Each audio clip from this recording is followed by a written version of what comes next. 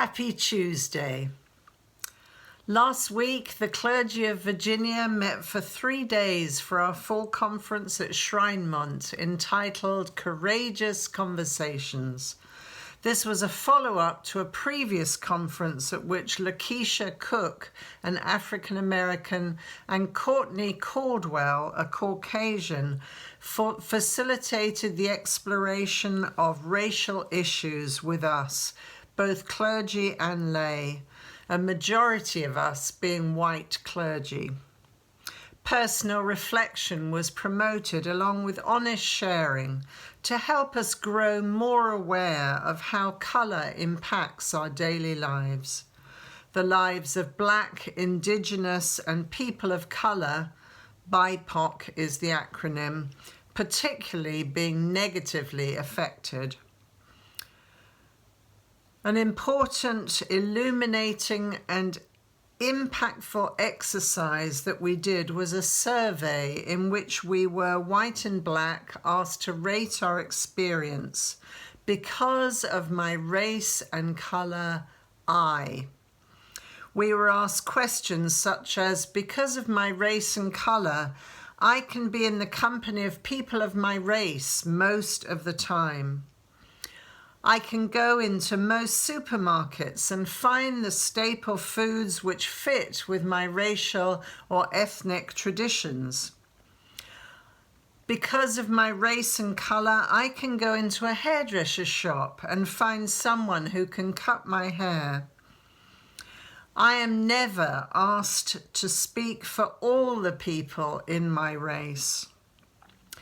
Because of my race and colour, I can arrange to protect the children in my family most of the time from people who might mistreat them because of their race. If I should need to move, I can be pretty sure of hassle-free renting or purchasing in an area in which I want to live. I can be pretty sure that my neighbours in such a location will be neutral or pleasant to me. Because of my race and colour, I can criticise our government and talk about how much I fear its policies and behaviour without being seen as a racial outsider.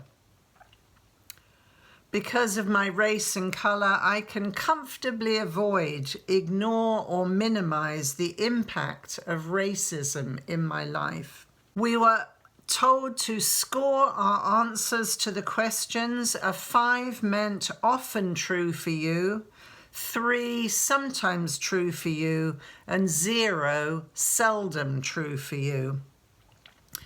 Well, we tallied our scores and stood in a line around the room according to our totals. Strikingly, the majority of the white clergy were at one end with the highest scores out of 130. According to our experience of white privilege in North America, our clergy of colour were mostly at the other far end of the line with the lowest scores of privilege. Lakeisha shared her own personal experience with us. Growing up in a Black home, attending a Black church and college, she had always felt affirmed and accepted in that racial culture.